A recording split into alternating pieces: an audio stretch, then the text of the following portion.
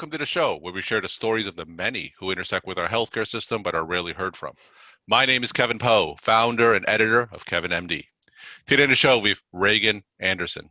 He's a dermatologist and he's the author of the book, Universal Death Care, A Solution for Healthcare in the Age of Entitlement. He contributed an excerpt from that book to Kevin MD, and that was titled, The Trauma of a Combat Doctor in Iraq. Reagan, welcome to the show. Thanks for having me. It's great to be here. So we'll get into your article and book in a little bit, but first off, can you share your story and your journey to where you are today? Sure. So I went to medical school off of a Navy scholarship, and then I owed the military time. The time that I owed them, I spent being the 1st Reconnaissance Battalion surgeon, which is a very specialized battalion of Marines. And I did 2 combat tours to Fallujah, Iraq. During that time, I lost my faith in God, was ready to quit medicine and become a chef and just get rid of the whole profession. And I decided to try to go into dermatology thinking I never would be accepted. They actually did accept me, and here I am. I am a dermatologist now in Colorado Springs, which is a far cry from what I did in the military. And I'm a Mohs surgeon, and I'm the president of the American Osteopathic College of Dermatology right now. And we are speaking in the beginning of January, and of course, in the midst of the latest wave of the pandemic. What kind of cases are you seeing from a dermatological standpoint? Sure. So, a lot of stuff in dermatology is inflammatory based, especially the rashes. So anything that is inflammatory based, we're seeing an uptick in. And things that were traditionally ascribed to regular old viruses, we're also seeing those with COVID.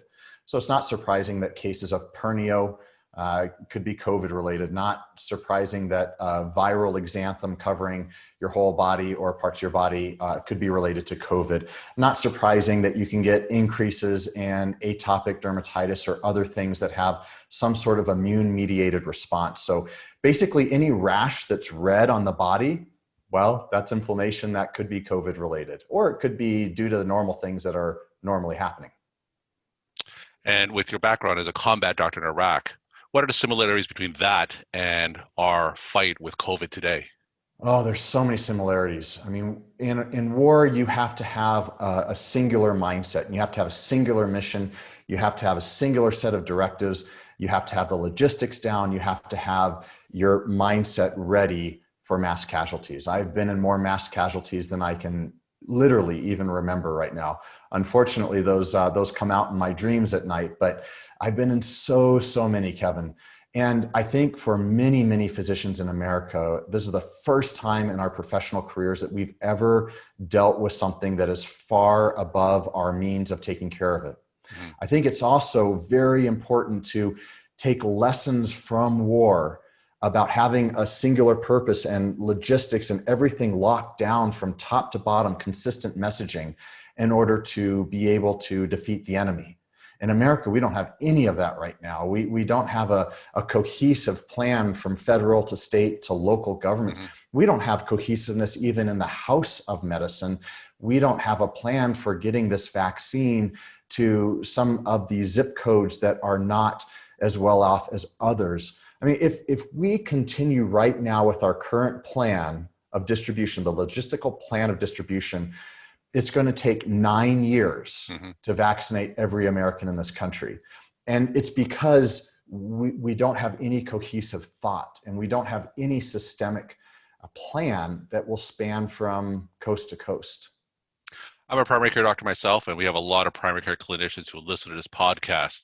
Now, what kind of lessons can you take from your experience as a combat doctor? What kind of actionable tips can you give us to help us going forward? Plan, and plan. So have at least 6 months worth of supplies in your office. Have a plan for an active shooter drill in your clinic. Have a plan for local catastrophes, whether that is COVID or whether that's nature induced. You need to have a plan. But I'd say the most important thing, especially given the mental health crisis that is facing our providers, is to realize that you're human. Yes, you might be an MD or a DO or an NP or a PA or whatever your training is, but that has a very limited power and authority into another person's life. And when a mass casualty situation hits, you have to be able to do the best you can with the knowledge that you have currently and then you have to leave that at the door. Mm-hmm. It is not fair to go and play Monday morning quarterback with knowledge that we will gain 6 months from now. That's a losing battle. And I fear that so many of our primary care providers, so many of our ER physicians and hospitalists, they're assuming more responsibility than the human form can take on. And so we have to have a little bit of grace with ourselves. You know, after my second tour, I had PTSD. I literally didn't sleep for a decade. I mean, I was a wreck. I was still able to function medically, and I was still able to hold on to my practice and take care of my patients. But I couldn't let that extra responsibility go because I thought I had too much control over it. So Kevin, if there's anybody out there who's listening to this, your job is to do your best. And then it is over. Then you become Kevin again. Then you become a father or a husband or whatever it is that you define yourself outside of medicine, but you have to let go of that. Great. So let's transition now into the excerpt from your book on Kevin MD. That excerpt's titled The Trauma of a Combat Doctor in Iraq, and that's from your book, Universal Death Care, a solution for healthcare in the age of entitlement. Now, for those who didn't read that excerpt, can you just walk my audience through it and share the story why you decided to share that particular one?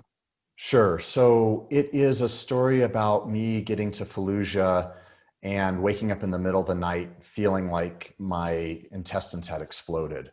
And I walked to the command center and asked them what's going on. You know, I just got there. I was 24 hours in country, if I remember correctly. And they said everything was fine. So I tried to go back to sleep, but there's no sleeping in Iraq. So I went to the surgical facility, Fallujah Surgical, and a little girl, a 14-year-old girl, had been eviscerated by a Marines machine gun fire. And when that happened, that was the same time I woke up in the middle of the night with that pain in my stomach. And I bring that story into the book because it's such a heart-wrenching story. And I think especially during COVID, people can relate to horrendous, horrendous stories and eventualities that we have to live through and do our best through. And I think that if the House of Medicine can wrap its arms around our original mission of education and taking care of each other and our patients, then we're going to get there. You know, there's great companies out there like Doximity or like Doctorpedia, where they're trying to actually get back to our roots of educating and providing prevention and providing help, not only for the patient, but also the provider. And this book is trying to get us to realize that the current system in America is perhaps the worst rationing of care of any developed nation on this planet.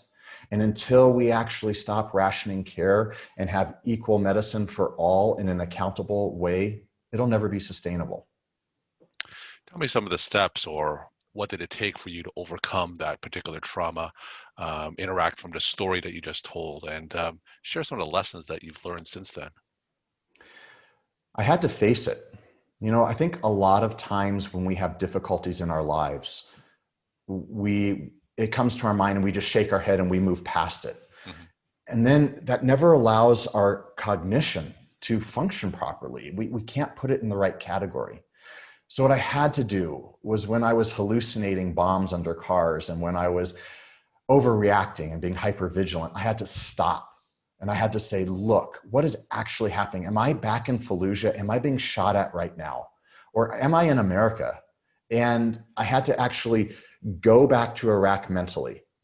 And I had to experience it. And I had to have the palpitations and the sweating and all of that stuff. And I had to just stare it down.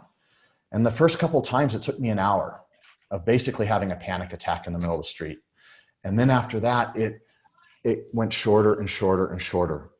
And once I was able to grab hold of Iraq and look at it for what it was, and then grab hold of where I currently am and where I am, and then in the middle of all of that, say I'm human and I did the best I could. Kevin, in 2 combat tours to Iraq, in Fallujah, I never lost a single person who came to me alive.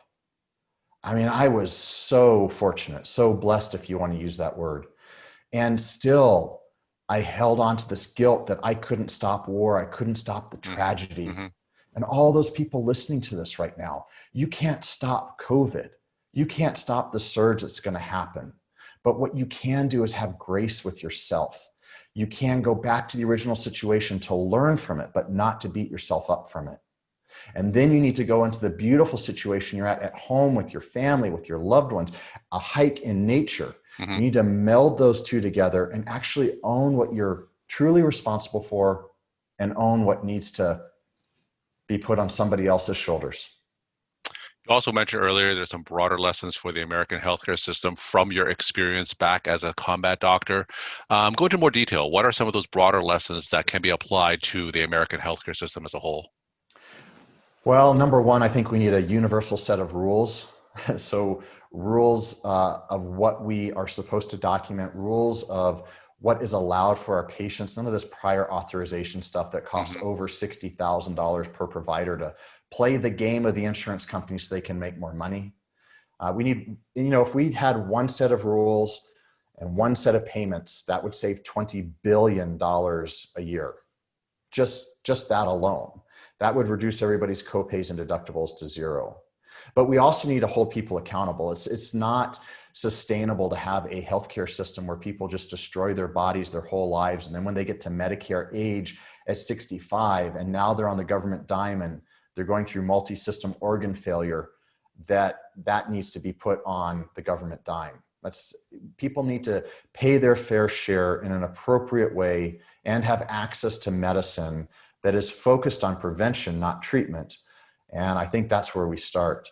And again, I think these companies out there that are trying to educate patients appropriately from physicians, not from insurance, not like Dr. Pedia, like from these places that are really trying to educate. I think that's the focus of it, because if we can educate the populace and our providers on the business of medicine, if you will, and the prevention of needing that business, then I think that's where we need to go. But we can't have a system where there are literally thousands of different rules based off of what insurance you have.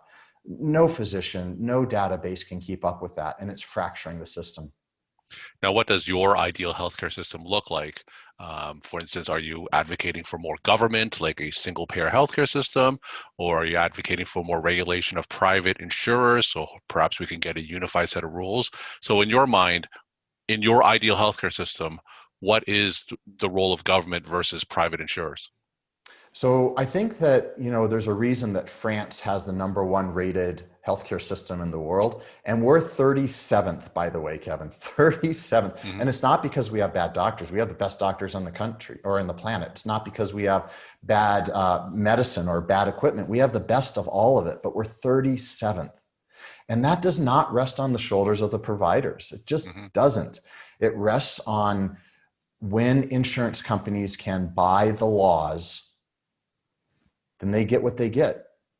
Insurance last fiscal year 2019, they spent millions and millions of dollars in the last quarter, the lobbyists did, for insurance companies, so that we did not have to have prescription drugs be commensurate with all the other developed nations out there. Right now, we pay between 2 and 2.5 times the amount of money for the exact same pill that Canada, Britain, all these other places pay.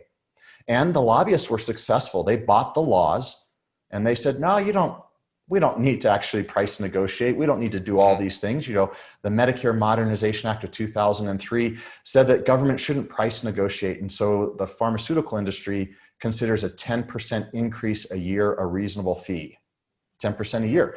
Now, if I got 10% return on my stocks every year, I would be over the moon ecstatic because my money would be doubling, less than every 7 years. Well, we have a situation in America where democracy can be bought. And so I think if we go back to some place like France, where there's a universal set of rules, but private insurance to distribute it, and they have to compete with themselves, we can get rid of the corporate greed. We can hold our citizens accountable for their own health. We can change how medicine is taught from medical schools on, and we can have something that is sustainable. We have to have, right now, the only person in healthcare who is accountable to anybody is the physician. And you know this better than anybody.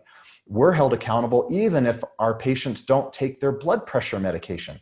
Are you serious? And yet that's the solution of government. We need to have something that represents everybody and is fair. Right now, it's no wonder that our house is fracturing, that Medicare is set to completely run out of money by 2026, probably earlier because of COVID. Mhm. And something has to be done. We need a standard. We're talking to Reagan Anderson. He's a dermatologist and he's the author of the book, Universal Death Care, A Solution for Healthcare in the Age of Entitlement. Reagan, with the incoming Biden administration, President-elect Biden, he is advocating for the continued existence of private health insurers, but with more regulation. Are you happy with that approach? Because it sounds similar to what you're suggesting in that you want better regulations of the private insurers. And if not, what more would you like to see from the incoming Biden administration? Yeah, I do support most of the Biden plan. I think it's measured, and I think it's prudent, and I think it's needed. I do not support any one-sided deals like they did in 1986, where anybody who was injured had to go to the emergency room, and you had to take care of them, and you'll never get paid.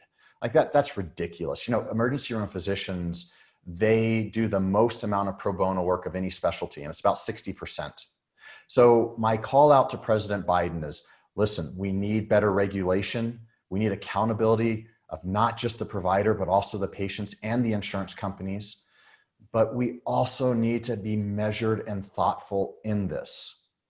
And there needs to be an equal number of doctors and bean counters at the table. We can make this work, but we have to stop looking at it from one-sided solutions where only industry wins or only government wins.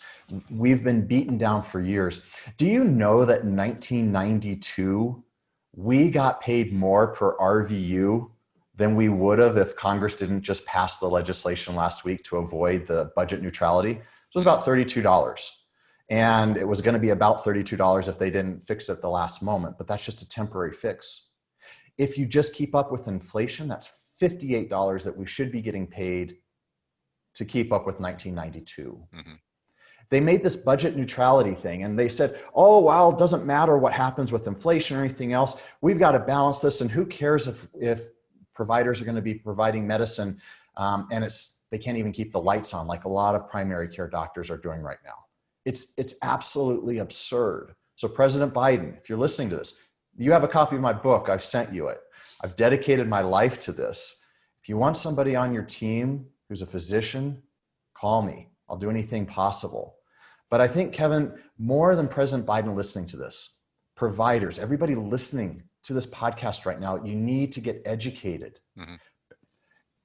We got out of medicine and then we practiced medicine and then we've left it to the politicians to give us our laws. And look where that's gotten us, guys. We have to start getting involved. You have to start talking to your congressmen and senators, doing what you can. Because if we aren't the voice, who's going to represent anything for ourselves or for our patients? And my final question, Reagan, what is your take-home message that you want to leave with the Kevin MD audience? Do the best you can and then live your life. You're not responsible for COVID. You're not responsible when somebody dies. There's forces at play that you have no control over. Not just from patient compliance or industry or anything like that, but guys, do the best you can. Find the joy in the little things and move on with everything else that makes you you. Well said. Reagan, thank you so much for your time and insight. And thanks again for being on the show. Thank you, sir.